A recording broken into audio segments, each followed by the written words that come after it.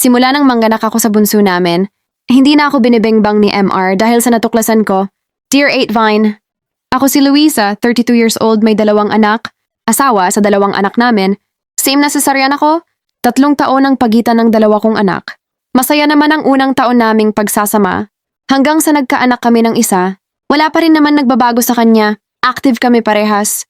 Dahil same lang naman ang edad namin.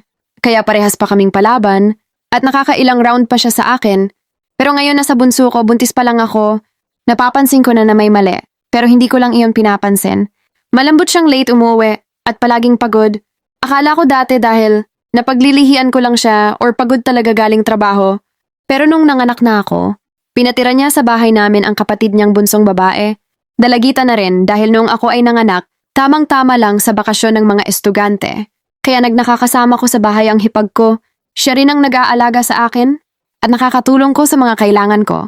Dahil nga mahirap ang cesarean, pero imbis na tulungan ako ng asawa ko, late pa rin iyong nauwi at palaging pagod. Hirap pang gumising sa umaga. Kaya nang matapos ang bakasyon, umuwi na ang hipag ko. Dahil nag-aaral pa ito, okay din naman na ako. At kahit papaano ay 2 buwan na rin, nakakakilos na ako. Naging mainit lagi ang ulo ko dahil sa asawa ko, dahil sa palagi niyang late na pag-uwi. Pero ang sahod naman niya ay walang overtime at kulang pa keso may utang. Keso may umutang. Maraming dahilan, maraming palusot. 6 na buwan na ang lumipas. Habang kami ay nakahiga na, nilalambingan ko siya. Dahil nga wala pa naman nagaganap sa amin, parang na-miss ko na, pero kahit anong paglalambing ko, walang tama sa kanya, hindi niya ako pinapansin. Wala daw siyang gana, pagod siya. May time na siya pa ang galit. Sumapit ang ika-1 taon ng bunso namin na wala pang nagaganap sa amin. Kahit sinong asawang babae, makakapag-isip ng hindi maganda, yung ilang buwan okay lang. Pero 1 taon na, putya alam ko may kababalaghan. Kaya gumawa na ako ng paraan is nag-araw. Iniwan ko sa kapitbahay ang anak ko. Sinabi ko na bibili lang ako ng gatas. Pumunta ako sa pinapasukan ng asawa ko. Malapit na ang uwian nila noon. Nag-abang ako talaga. Hanggang nakita ko ang paglabas niya. Sinundan ko siya. Kung saan siya pupunta, tama nga ako. May pugad nga siyang pinupuntahan. Ang masakit pa is nagpugad na mabababa ang lipad. Isang magandang babae, magandang pangangatawan. Mahuhumaling kahit sinong lalaki. Nang makita ko na naghalikan sila, umatras ako. Akala ko, pag nalaman ko ang totoo, may lakas kayong magsalita, pero bakit para akong pipe? Wala akong kayang sabihin.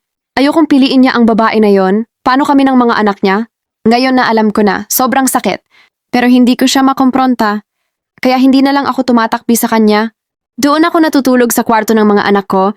Mga anak ko lang ang iniisip ko sa ngayon. Dahil maliliit pa sila, hindi ko alam na gagawin ko kung iiwan niya kami dahil ang wala akong mga kaanak dito.